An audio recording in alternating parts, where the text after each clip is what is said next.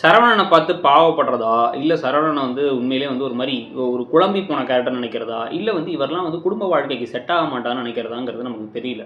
தங்கமயில் ஒரு மிகப்பெரிய ஃப்ராடுங்கிறதுல எந்த ஒரு டவுட்டுமே கிடையாது. அவங்க பல பொய்கள் சொல்லி, அந்த குடும்பத்தோட சேர்த்து இவங்களுக்கு வந்து வேற வழியே இல்ல நீங்க வந்தாலுமே கூட, அத காப்பாத்துறதுக்காக அவங்க என்னென்ன செஞ்சிருக்காங்கங்கிறத நம்ம பார்த்துருக்கோம். ஆனா, இன்னைக்கு அவங்க பிரெக்னன்ட் இல்லன்னு சொல்லிட்டு இப்ப தெரிய வருது. டாக்டர் போய் உள்ளார போய் ஸ்கேன் பார்த்துட்டு, ஸ்கேன் பண்ணி பார்த்துட்டு, இல்ல நீங்க வந்து அது அந்த கிட் வந்து தப்பா சொல்லிடுச்சு. 99% தான் கரெக்ட்டா இருக்கும்னு நம்ம சொன்னோம். அதே தான் சொல்றாங்க. 1% தப்பா இருக்கும். உங்க பொண்ணுக்கு தப்பாயிடுச்சு. ஏன் தள்ளி போச்சு நாளுங்கிறதுக்கு நம்ம வேற ஏதாவது பிரச்சனை இருக்கான்னு செக் பண்ணலாம். ஆனா குழந்தை இல்ல அப்டின்னா வந்து இவங்கலாம் ஷாக் ஆகுறாங்க. இல்ல என் வயித்துல குழந்தை இருக்குங்கிறாங்க அவங்க. இவங்க அதெல்லாம் இல்ல நீங்க கரெக்ட்டா பார்த்து சொல்லுங்கங்கிறாங்க. இல்ல கன்ஃபார்மா வந்து குழந்தை இல்லன்ட்டாங்க. ஆக்சுவலா இதுக்கு ஒரு பிளட் டெஸ்ட் எடுப்பாங்க. ஆனா அத பத்திலாம் டெக்னிக்கலா ரொம்ப போ வேணான்ட்டாங்க. சரி ஓகே. சினிமா, சீரியல்னா அப்படி தான் இருக்கும்.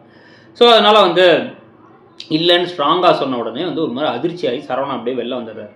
இந்த பக்கம் தங்கமயில் அழ ஆரம்பிக்கிறாங்க. கிட்டக்க போனா அவர் எதுவுமே பேசாம வெளில நிற்கிறாரு. வெளில வந்ததுக்கப்புறமா கோமதியும் அழுதுட்டே வெளில வராங்க. என்னாச்சு ஏதாச்சுன்னு சொல்லி எல்லாரும் கேட்கும்போது ராஜிக்கும் கதிர்க்கும் இடையில கிட்டக்க வந்து இந்த விஷயத்த சொல்லிடுறாங்க. அவங்க ஐயோன்னு அப்படியே இடிஞ்சு போயிருக்க இப்படியே கிட்டக்க வந்து மாமா அப்படின்னு இந்த பக்கம் கிட்டக்க வந்தா அவர் வந்து எதுவுமே பேசாம நான் வந்து வீட்டுக்கு போகலாம் அப்படின்னு கிளம்பிடுறாரு இப்போ சரவணன்.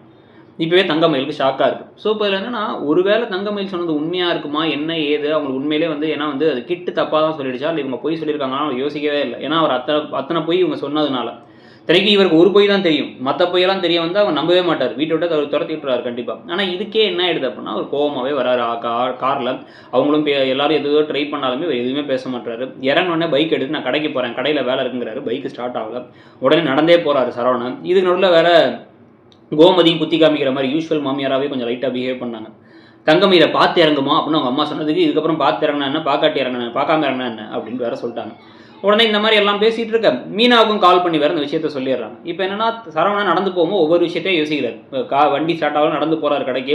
கதிரும் கூட வராரு. நீ வராரா கூடன்னு கத்திக்கிட்டு யோசிச்சு பார்க்குறாரு. அவங்க சொன்ன பொய் கரெக்டாக எந்த டைமில் அதை வீட்டுக்கு வர வந்தாங்க அப்படிங்கும்போது வச்சு பார்த்து இதெல்லாம் ஏதோ பொய் தான் நம்மளை ஏமாற்றிட்டானுங்க அந்த குடும்பம் அப்படின்னு முடிவு பண்ணி அழுதுகிட்டே போய் அவங்க அப்பாட்ட அழுதுட்டு நிற்க போகிறார். இங்கே தங்கமயில் மாமாவே என்கிட்ட பேசுகிற என்ன நடக்க போகுதுன்னு தெரியல நான் உண்மையிலே வந்து எதிர்பார்க்கலன்னு இங்கே எல்லாரையும் கட்டிப்பிடிச்சு அவங்க அழுதுட்டு இருக்க உனக்கு தான் வயசு இருக்கேமாங்கிறாங்க.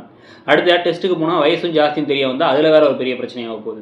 இப்படி பல பிரச்சனைகள் பல விஷயங்கள் சுற்றி நடந்துகிட்டு இருக்கிறதோட இப்போ அடுத்து தங்கமயிலுக்கு ஒரு பெரிய ஆப்பு இன்னும் பெருசாக காத்துட்டு இருக்கா. இன்னைக்கு தங்கமயிலை பார்த்தா உங்களுக்கு பாவமாக இருந்துச்சா இன்னைக்கு நடந்த விதத்தில் சரவணன் நடந்துகிட்ட விதத்தை பற்றி உங்கள் கருத்து என்னங்கிறத சொல்லிட்டு மறக்காமல் இடம்பொருள் சேனலையும் சப்ஸ்கிரைப் பண்ணிவிடுங்க. தேங்க்யூ.